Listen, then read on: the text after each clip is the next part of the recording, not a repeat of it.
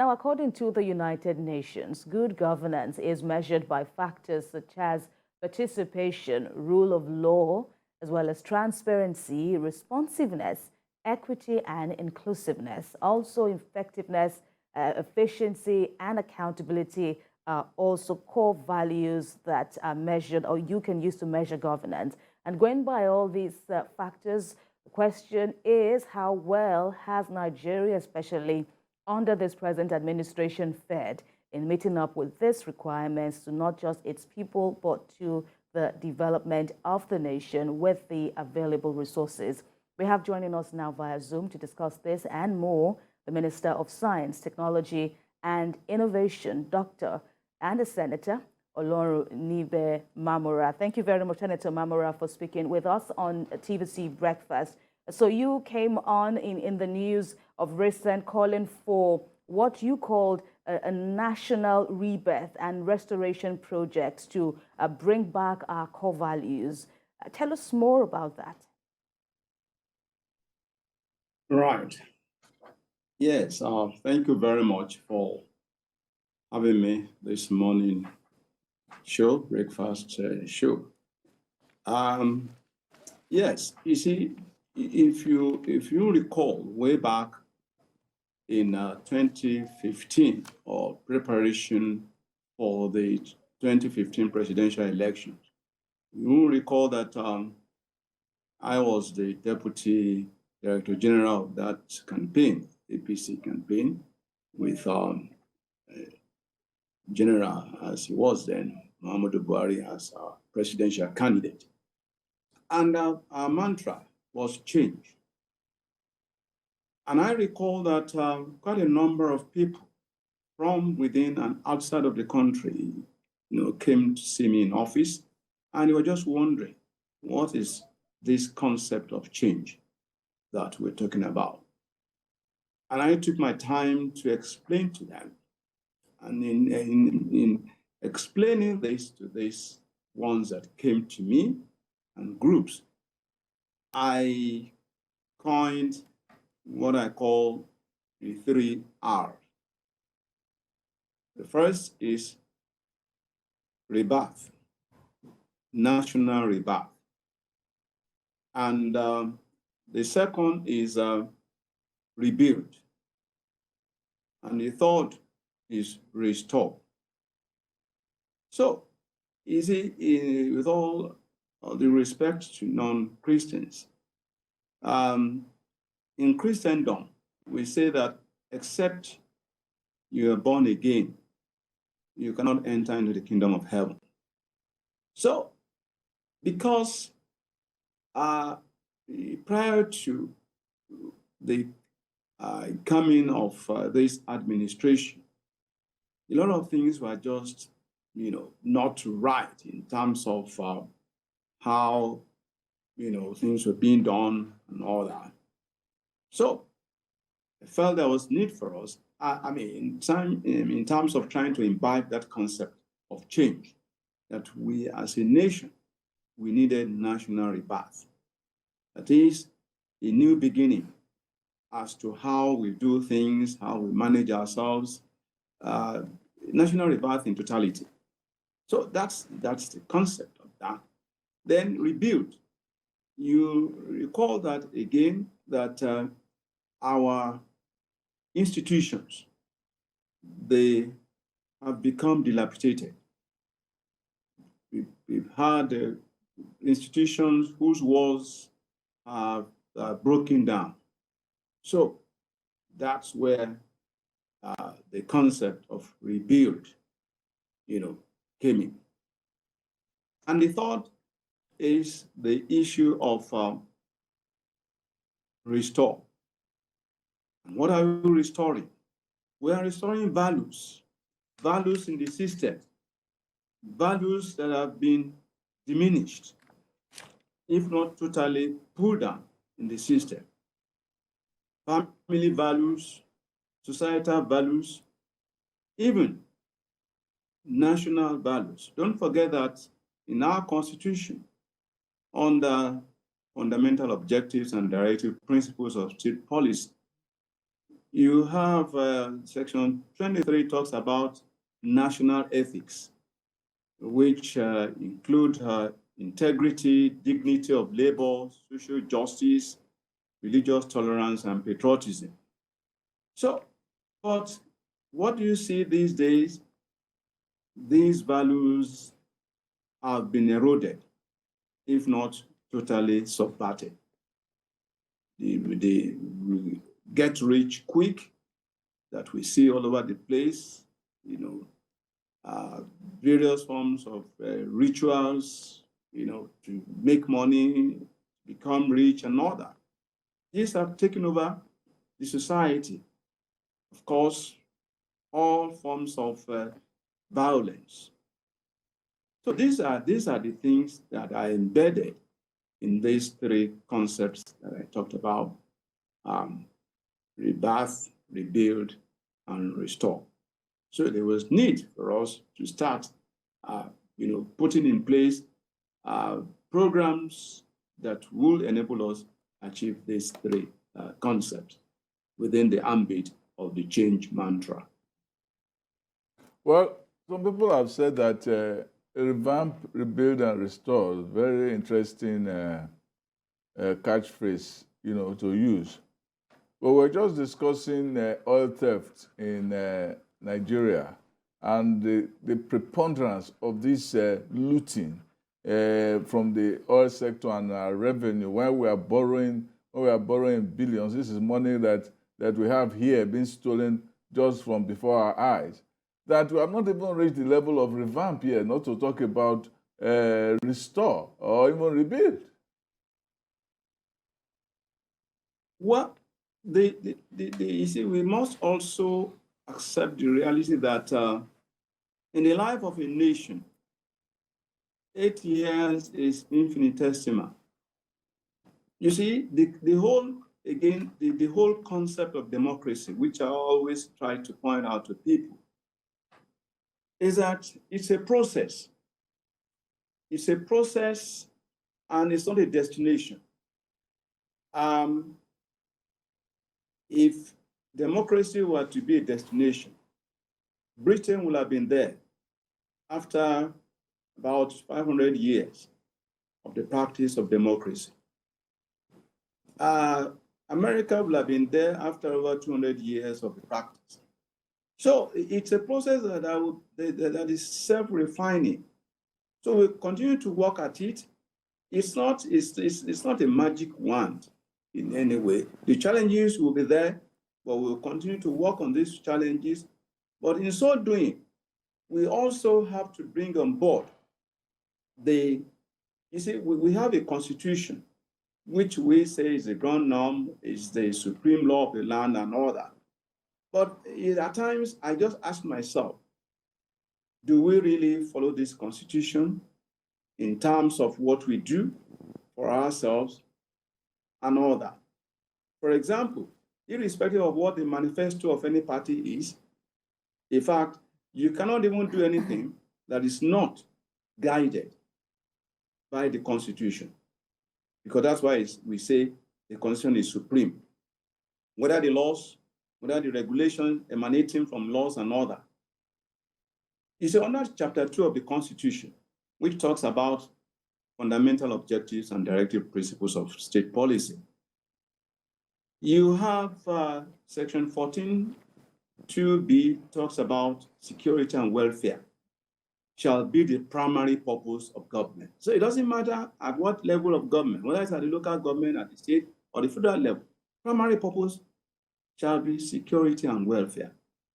And it goes on to also, give a lot of other things under that fundamental objectives and directive policy of state. Political objectives, economic objectives, social objectives, and educational objectives, environmental objectives. All these objectives are stated there. So that irrespective of what the manifesto of any party is, you just need to key into these objectives, which are now, and it's now a question of what you now do, what programs you put in place to achieve those objectives. But the objectives are clear, they are unambiguous. But oftentimes, what we see is a kind of inability. I mean, our constitution, like I said, it has, or prescribes national ethics and all that. So, and then of course, the rule of law is also so fundamental in governance. Rule of law, where everybody is equal before the law. And of course, the issue of fundamental rights, they are also critical in good governance. So we must factor all this and, pursue these noble objectives very, very vigorously. Yes, we are not there. You talked about all theft and all that. Yes, these are part of the challenges in the system. We're having other issues, insurgency, cattle rustling, kidnapping, cars, name it. All these things are there. But they are challenges in the system that will continue to haunt us, and we will continue to find a way to resolve it. Because that's why the governance is not a tea party. We continue to work at it conscientiously and with a strong determination. And talking about this, path to national rebirth, it's a process, as you call it, not a destination. But then even in the journey so far, especially under this current administration, there has been, some concerns. Even the government, the President Buhari's administration had noted at a point that indeed corruption is fighting back. If we talk about oil, the grand-scale oil theft and every other, pockets, issues of concern here and there, there does seem like corruption indeed is the big elephant that we still haven't been able to crack. Even now that the government rode on a mantra of change, nothing appears to have, changed significantly in eradicating corruption. What do you say about that? Yes, thank you. Now, again, you see, it's not an autopilot situation. That is, you put in place your policies, your programs, and then it becomes self-driving and all that. No, that is why we talk of monitoring and evaluation. So if a particular program or policy in place is not working as expected, of course, what the situation dictates is for you to review.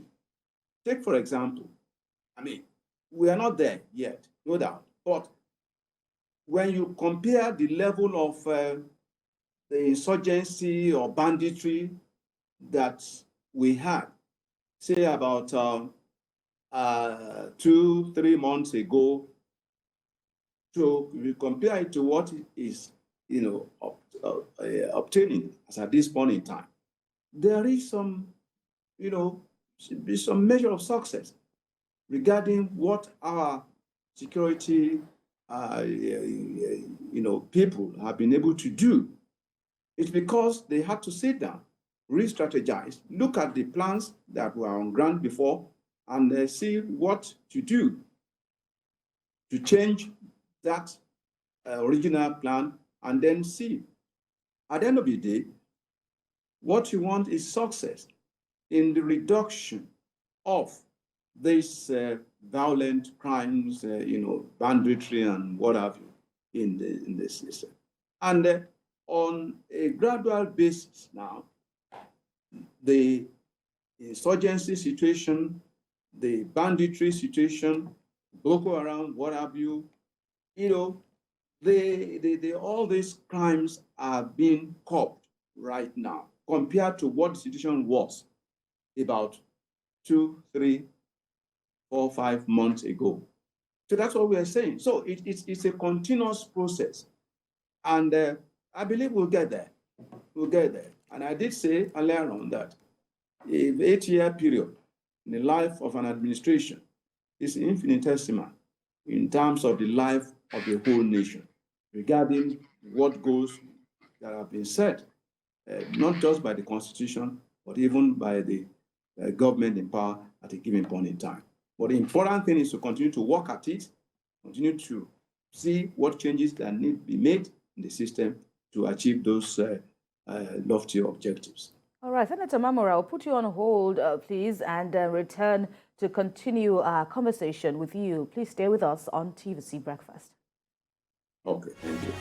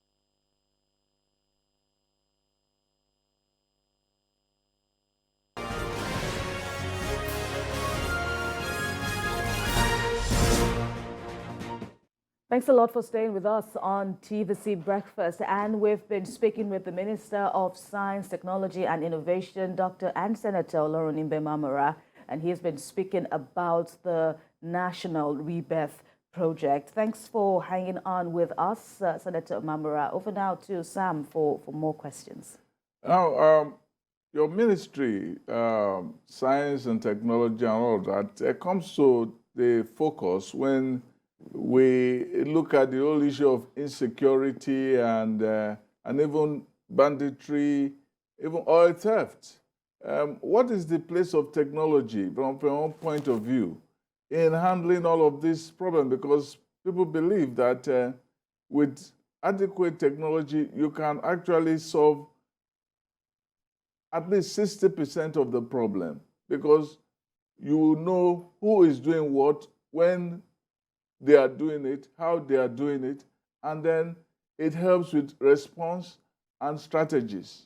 How is your ministry assessing the situation, and what role are you playing in this regard? Right. Thank you very much, Sam. You are absolutely right. You see, because we are in the age of the fourth industrial revolution, which essentially is driven by technology. If you want to broaden it, you talk of science, technology, and innovation. And of course, underneath that, you talk of the STEM education, science, technology, engineering, mathematics. Yes, I absolutely agree with you. Everything now is technology driven. You talk of artificial intelligence, you talk of robotics, you talk of Internet of Things and all that. You're talking of technology. Everything now you talk of smartphone, smart tele, smart cars. You even talk of smart cities. And in all of this, look, the fundamental thing is technology. So, back to your question. So there is no way that technology does not come in. The other day I was looking at a clip. I think it's Saudi Arabia and all that, where you have a massive room where every drop, mark my word, every drop of oil that comes out of that system is monitored online like that. It's real time. But again, the truth is we are not yet there, but we are working as much as possible. We are not yet there because, of course, a humongous amount of money is needed to set up that kind of system. where every drop of oil that goes out of the system can be monitored. So in the like manner, the issue of oil theft will not arise if we have been able to set up the appropriate technology that will monitor the entire system. All this pipeline vandalism and all that, illegal refineries being set up, they will become things of the past. But then the truth is, we are not there yet. But efforts are being made. You see, when you're part of our mandate, of course, if we're able to put up, satellite in space, of course, satellite is usually for two major roles: observation and communication. And when we say observation, you can observe anything. You can observe anything from space. This is technology. So whether it is, oil thefts, whether it is banditry and all that, you will have the satellite there to monitor and give you information that will be required for you to manage your system better. But we are at it. It's not, it's not going to be a magic one. It's a process which we're trying to see how best to achieve within the shortest time possible. Don't forget that my colleague and I, we just came in about barely 6 weeks or so in the system, and then unfortunately the tenure, the curtain will soon draw on the life of this administration.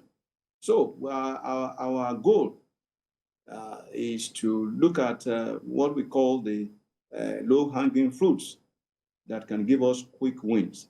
And that's what we are looking at. And of course, I did mention earlier the issue of funding. So we know that government is not in the position to fund all the projects.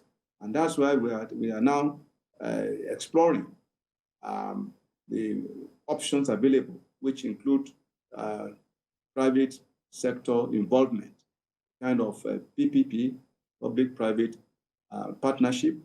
We are also looking at collaboration with institutions, local and foreign, to see how best we can have a kind of partnership collaboration that will make us achieve our own desired objective. So we are not holding our arms.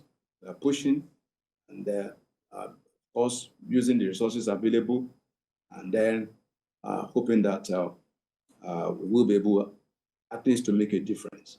Yes, and talking about backing up, government words with the needed action. Recently, your ministry hosted a delegation from the Public Complaints Commission ahead of, some projects from the PCC. So tell us more about the expectations, especially as regards what Nigerians should be expecting in terms of strengthening public institutions to help stem graft and other ills. Yes, you recall that I did say earlier on in this conversation that we need part of that change mantra when I talk about rebuilding of the dilapidated walls of our institutions. Whether it is the civil service you're talking about, whether it is, as you mentioned, Public Complaints Commission, whether it is, EFCC, whether it is, just name it, all the institutions, one way or the other, they have been affected. And then the seed of corruption, said, has already been embedded, as it were, in virtually all the systems.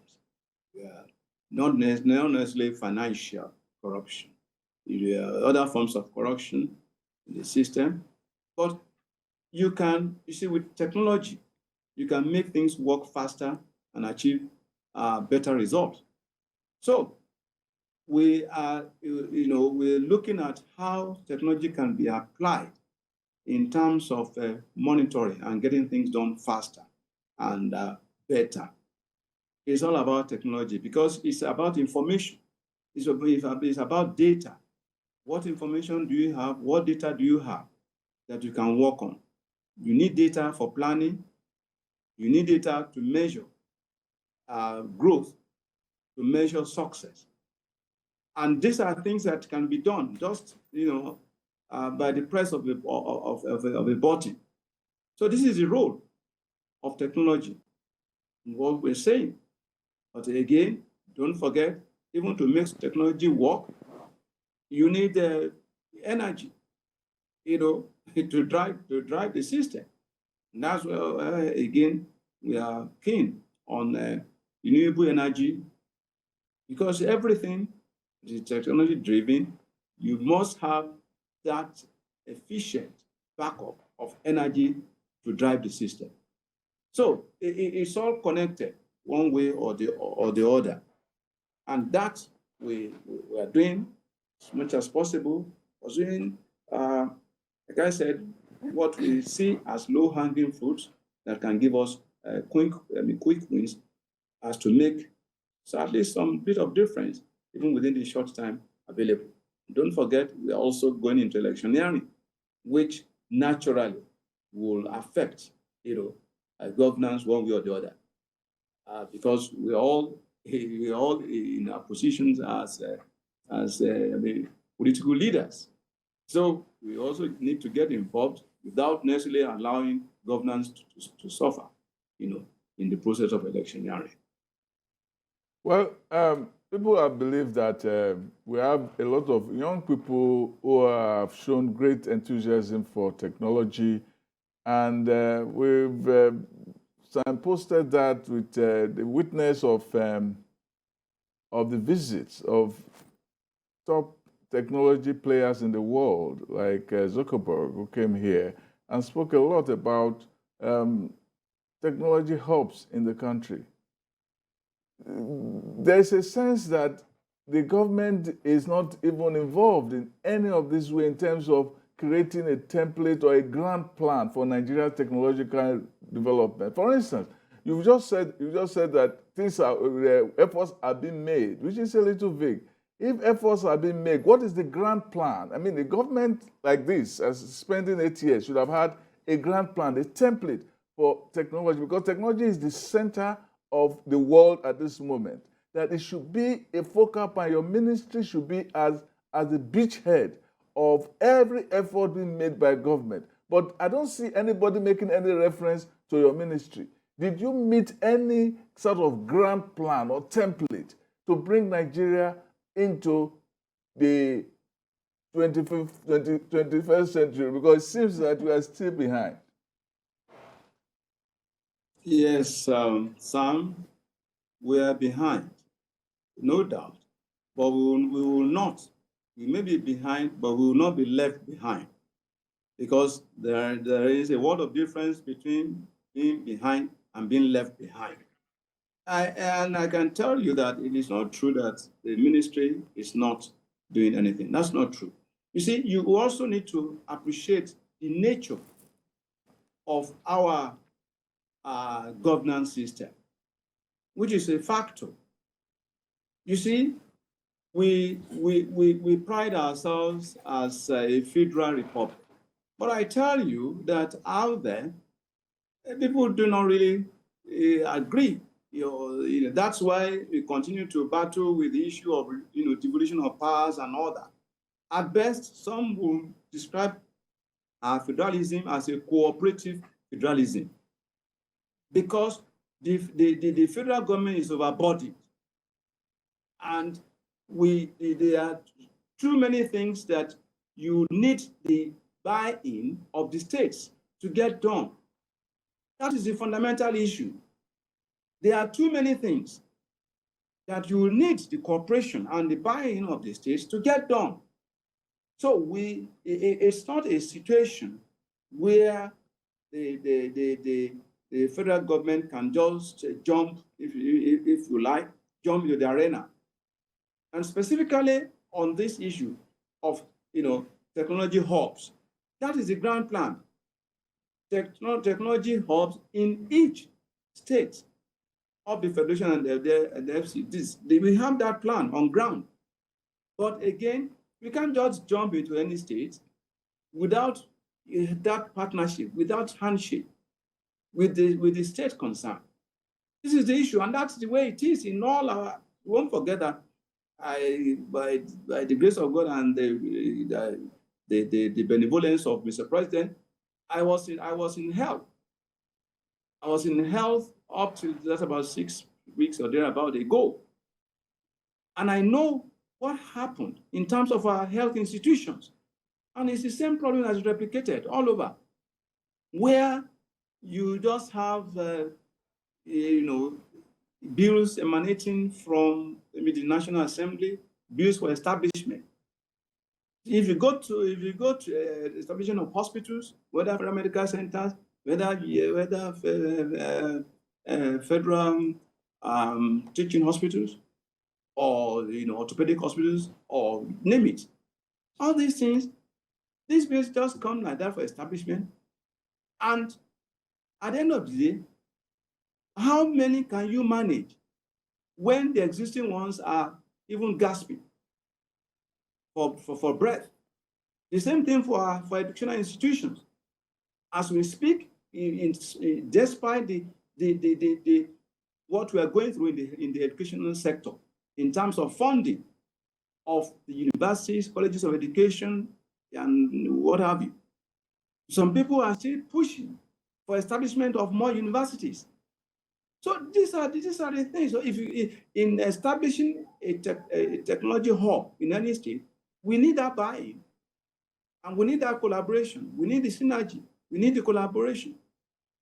So this is what is happening. But the plan is there to have technology hub in each state of the federation. But it's not just about talking about this, but for this thing to be functional, then you must really have that true and genuine buy-in, from the federal. So we have it. The grand plan is on ground, but implementation, yes, may not be as fast as well. But that is the way to go, which we appreciate and which we are doing.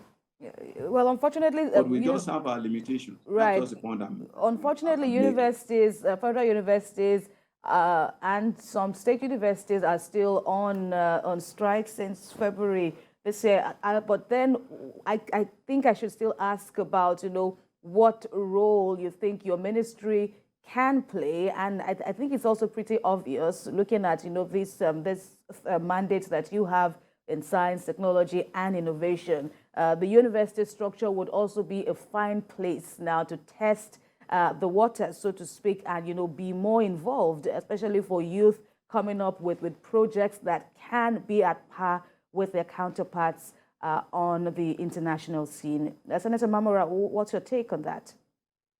Yes, thank you very much. You are right. Don't forget that, educational sector and institutions, they are also by and large research centers. They are research centers, so there is no way. And don't forget that our ministry all our agencies, 17 of them, they are research institutes. They are research institutes. But how much are we giving to research? Research does not come easy. They do not come easy. And that's why I talked about collaboration. Our research institutes will necessarily have to collaborate, even with the universities, because universities are also research, the academic research institutes, kind of. So that collaboration is, in fact, it is inevitable if we must make progress. But you need funding. You need funding. That is the truth. Research does not come easy. It is about funding, effective funding to achieve results. So I'm saying that at the end of the day, underlying this research is proper funding. And if the existing institutions, in fact, part of our mandate is to see how we can rationalize and then, of course, revitalize and reposition the research institutes. I mean, so that's because it's not just about proliferating. Just as what I told you is happening in the health sector, it's happening in the educational sector, it's also happening in research institutions where you just have, proliferation. And that is where the Orosai report comes in handy, which government is looking into at this point in time. The need to streamline, reduce. Right? You see, what we need is more of expansion and upgrading of the existing institutions, whether they are health institutions, whether they are research institutions, whether they are educational institutions. That's what we need, more than any other thing. Let us expand where we need to expand and upgrade and ensure, again, that the right and appropriate personnel is available. The hood does not make the monk. So it's not how big or how, attractive a center is, but how functional. And the functionality is in itself a function of personnel, a function of funding. If you cannot even pay salaries, how do you now go into research? So these are realities. Government is making efforts as much as possible that it can do. But in fact, my own attitude is that we need what I call a shared national vision.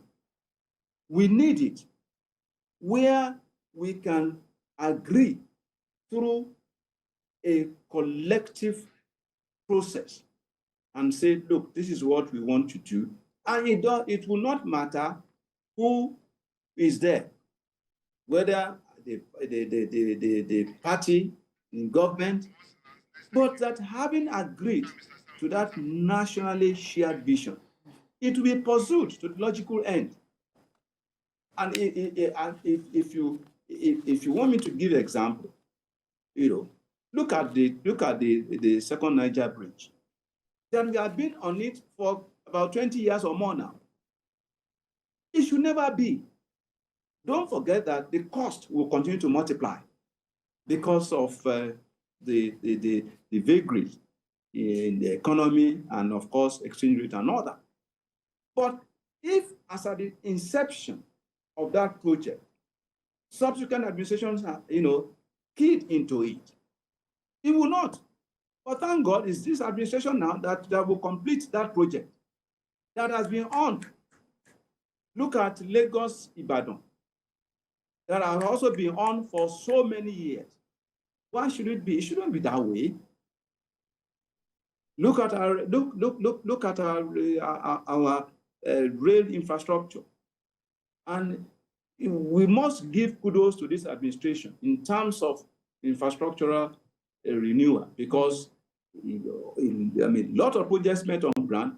This government of President Muhammadu Buhari just set out to complete them, because at the end of the day, this is what the people will benefit from. So I'm saying that we need to just in all areas have that shared national vision. So it won't matter who comes in.